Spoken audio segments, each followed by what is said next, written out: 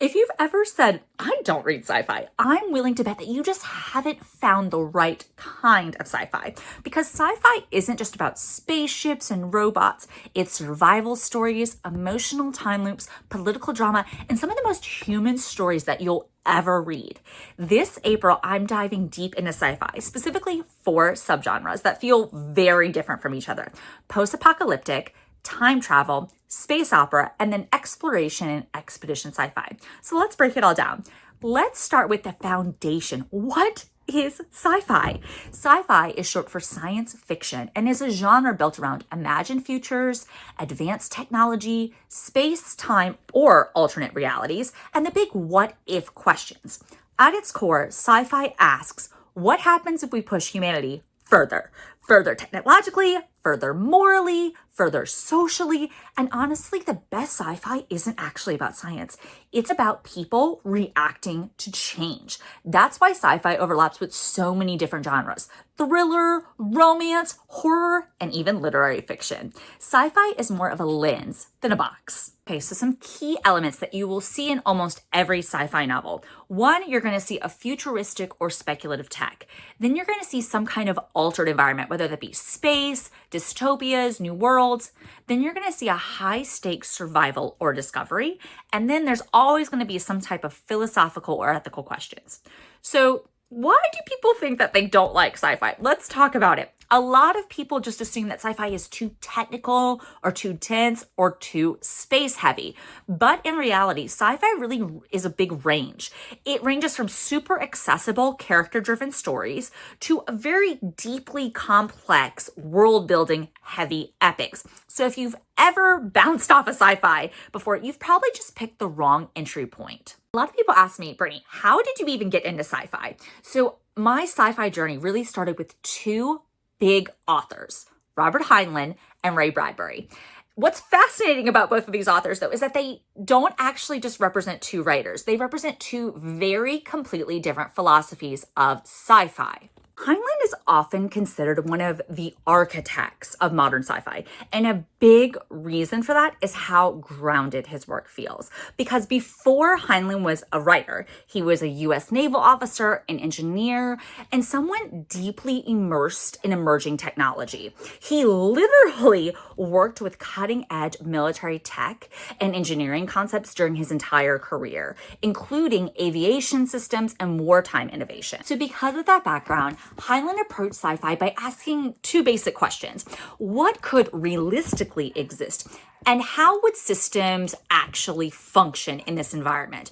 He became one of the first writers to push for scientific plausibility, logical world building, and structured societies. His early work even stood out in pulp magazines because the technology actually felt believable, not just imaginative.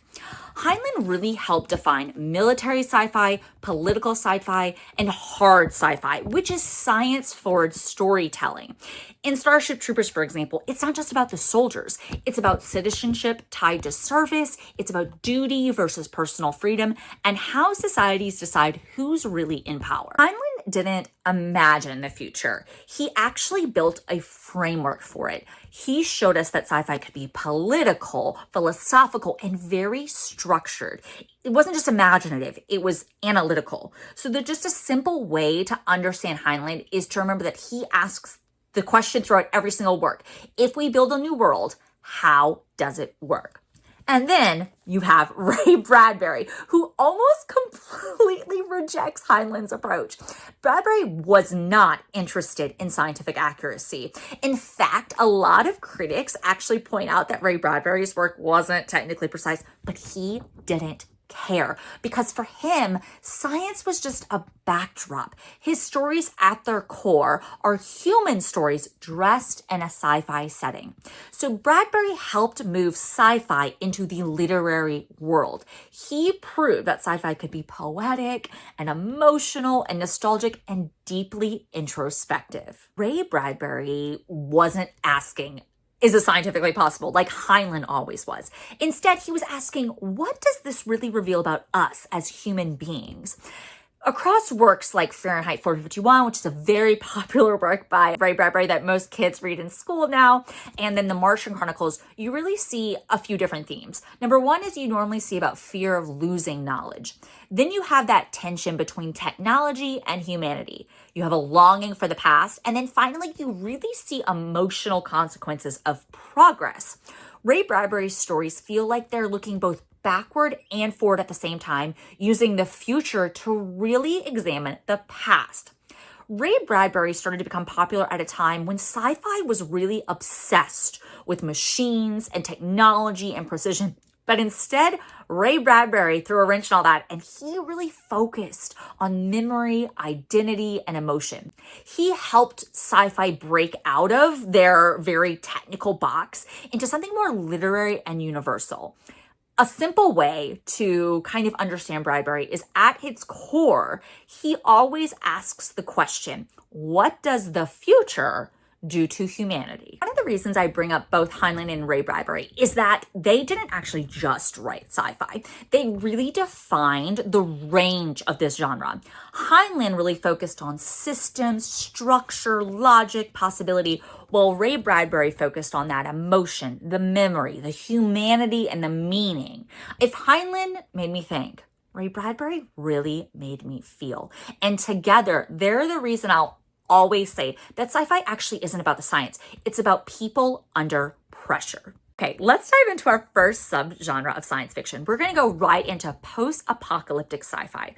Post-apocalyptic sci-fi takes place after a world-ending event where characters are dealing with the aftermath and trying to survive. So the focus of these novels in the genre is really survival, scarcity, and rebuilding or failing to rebuild. So let's first take a minute to really talk about dystopian versus post-apocalyptic, because these two get confused all the time and they are not the same. Dystopian fiction is where a society still exists. Systems are in place. The problem is normally oppression or control. Think of novels like Fahrenheit 451 or The Hunger Games. Then you have post-apocalyptic sci-fi. This is where the society has fully collapsed. Systems are gone or are very fragile. The problem in these novels is the survival after catastrophe. An example of this is The Road, which we will get into some book recs in just a second. But just think about it like this. Dystopian is this system is broken. Post-apocalyptic is there is no system. Post-apocalyptic stories focus on unstable, resource-scarce worlds, where dystopian stories focus on structured but oppressive societies. So let's get into those book recs. If you want to start in this genre, my beginning book rec to you is The Road. This is a book about a father and son navigating a dead world. The sci-fi element here is that there is environmental collapse, but there is a focus on the emotional journey over actual science. My advanced rec is if you are already like, I want to get into this. I don't care about a beginner rec. I am good to go deep, deep, deep. My advanced rec for post-apocalyptic sci-fi is going to be Station 11. The premise is that a flu wipes out civilization and the story weaves timelines before and after. So that sci-fi element, you're going to get that pandemic collapse and fragmented timelines. But the story really does focus on art, memory, and rebuilding. The second subgenre of sci-fi that we're going to talk about today is time travel science fiction. In my opinion, this is one of the most conceptually interesting subgenres because we're not just talking about moving through time. We are talking about what happens when time has rules and we break them. At their core, time travel stories rely on one key idea, and that is that cause and effect matters. Every action has consequence. Every decision creates a ripple effect. And the tension in these stories actually comes from how these systems are handled. The best time travel stories don't just introduce the concept of actual time travel. They set limits and rules because without limits, there are no stakes. So whether it's a machine that damages the user, a limited number of trips, or rules about what can and cannot be changed, those constraints are what make the story compelling. Time travel normally operates on a spectrum. You have a fixed timeline, which is fate, basically the events that actually happen. And then you have your changeable timeline, the butterfly effect. These are the small actions that create massive consequences. And most stories live somewhere in between. Because the real tension in these stories isn't just, can you change time? It's what happens when you do. At the end of the day, time travel sci-fi isn't actually about time. It's about regret, second chances, and the illusion that we could fix things with just one more shot. Similar to how post-apocalyptic sci-fi and dystopian fiction often get confused as genres, time travel sci-fi often gets confused with portal fantasy. Time travel sci-fi is grounded in science, even if it's a little bit loose. The idea that cause and effect matters and that timelines have rules. So think you have consequences, paradox, logic. Portal fantasy is when you travel to another world through magic or an unknown means. Think The Lion, the Witch, and the Wardrobe, or the Chronicles of Narnia. This often is less about logic and more about adventure. There is often no scientific explanation for traveling to a different world. So a simple way to remember the difference between these two genres. Time travel asks, how does time work? Whereas portal fantasy asks, what world did we enter? Okay, let's get into my recommendations for time travel sci-fi. My beginner recommendation might be a little controversial, but I think it is a great entry point because it doesn't overwhelm you with that time travel science. So it's going to be One Day in December. If you are a romance reader, you want to start here because there is a great romance subplot. However, it does deal with layered timelines. It does have that emotional accessibility though, so it won't overwhelm you at all. If you want an advanced rec, love sci-fi, already love time travel sci-fi, I'm going to recommend a book by one of my favorite modern day science fiction writers, and that's going to be Blake Crouch with his book Recursion. Recursion deals with a lot of memory and time collapse themes, but it also has layered timelines and consequences. The third subgenre that we are going to talk about today is space opera. Space opera is actually what most people think sci-fi is, but it's actually a very specific kind of science fiction. At its core, space opera novels are epic storytelling on a galactic scale. So think multiple planets, interstellar travel, political conflict, massive interconnected storylines. So modern space opera is actually often described as the sci-fi equivalent of epic fantasy. So instead of kingdoms in fantasy, you're going to have planets. Instead of magic, you're going to have technology. And instead of court politics, you're going to have intergalactic power struggles. Unlike hard sci-fi, space opera isn't overly concerned with explaining the science. It focuses more on characters, relationships, and conflict. Space operas really prioritize scale, emotion, and stakes over technical accuracy. So at its heart, space operas are about power, identity, rebellion, and how individuals exist within this massive system. It's big, immersive, and they're meant to feel very cinematic. Okay, let's get into my space opera science fiction recs. I am so excited because my beginner rec is my Roman Empire series. If you're going to start anywhere in sci-fi, you need to start here. Red Rising. There are 6 books with the final one slated to hopefully come out within the next year, but this series is just phenomenal. You're dealing with a lot of interplanetary class systems, space battles, rebellion, and yet it reads like a fantasy series. It is super accessible. It's not that complicated until you get to the later books, and by then you're already hooked and have a great understanding of the world. But this is perfect if you are a beginner sci-fi reader or if you're just looking for an amazing series to sink your teeth into. My advanced space opera book rec is a classic. And I know it comes highly recommended. I recommend it, but you have to be an advanced reader or be ready to be confused and really deep into the politics. It's going to be Dune. This is a huge series. I recommend obviously starting out with book 1 to see if it's your thing, but there is ecology in here. There's politics, there's religion, which are all those big sci-fi elements. It is dense. It is philosophical and it is very layered, which is why it's my advanced book rec. I love the entire series though. Okay, so our fourth and final subgenre that we are going to talk about today is exploration and expedition sci-fi. Exploration sci-fi taps into one of the oldest human instincts, the need to discover what's out there, whether that be deep space, distant planets, or unknown environments. This subgenre is driven by curiosity, but also risk. At its core, exploration and expedition sci-fi really focus on journeys into the unknown, encounters with unfamiliar worlds or life, and then that human response to discovery. So this subgenre really sits in the middle of hard sci-fi, which is focused on science and realism, and then soft sci-fi, which is focused on more on the human experience. What are these stories about? Yes, they are about exploration. It's in the name of the subgenre, but underneath, they're really asking some of the same questions. What happens when we leave something that's familiar?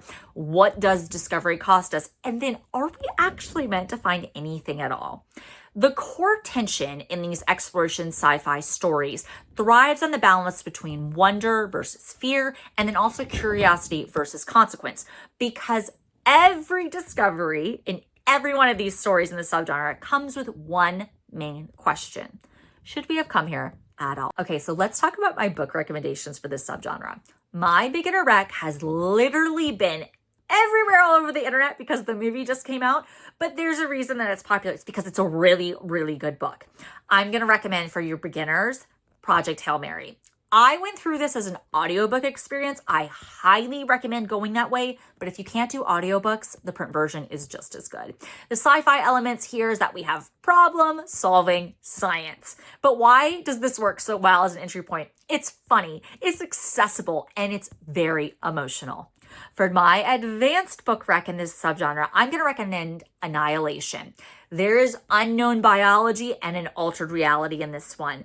It is advanced rec because it is abstract and very unsettling. So I know that was a lot of information, and you're probably wondering, I am so overwhelmed. I still don't know where to start. I'm not a sci-fi reader at all.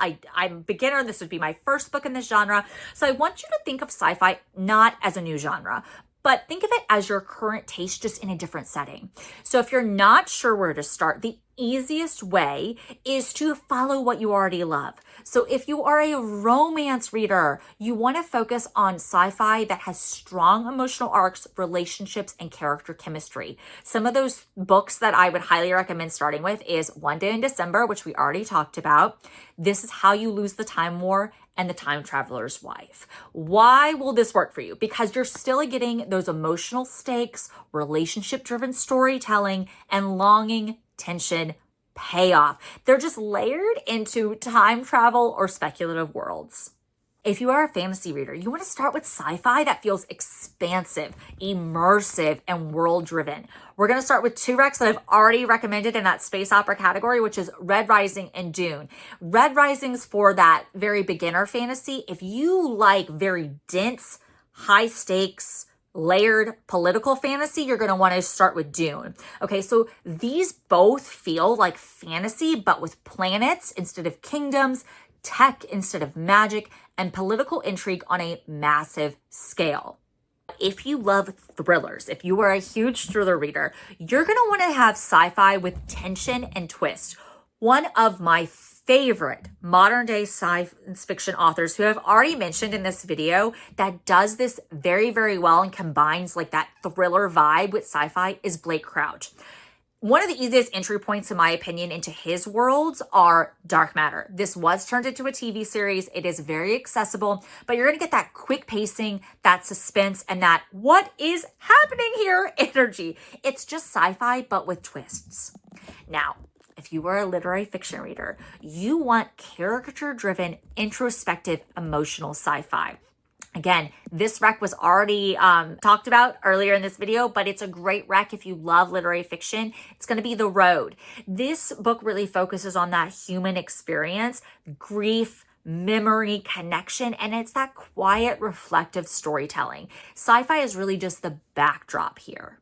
If you are a horror reader, you're going to want something that's atmospheric, unsettling, and really leans into that fear of the unknown. So my book recs for you would definitely be Annihilation, which we've already talked about in this video, and then right here, Ghost Station. These books are going to work for you because you're going to get that tension, that dread, that something is very wrong here type of energy. Think horror, but just in space or an unfamiliar environment. And finally, if you like cozy, kind of low stakes read, yes, sci-fi can be for you because cozy sci-fi does exist. My 2 book recs for you, if you're this type of reader, are going to be A Psalm for the Wild Built and then A Long Way to a Small Angry Planet. So why will this work for you? Because you're going to get found family, introspective journeys, and low conflict but high heart storytelling. So if you've ever thought, sci-fi just isn't for me, what you probably meant is that you haven't found your version of sci-fi yet. Sci-fi is a spectrum, and there is absolutely a version of it for you. So tell me in the comments, what genre do you normally read? And I will give you a sci-fi rec to match. And if you want more deep dives like this, definitely don't forget to subscribe.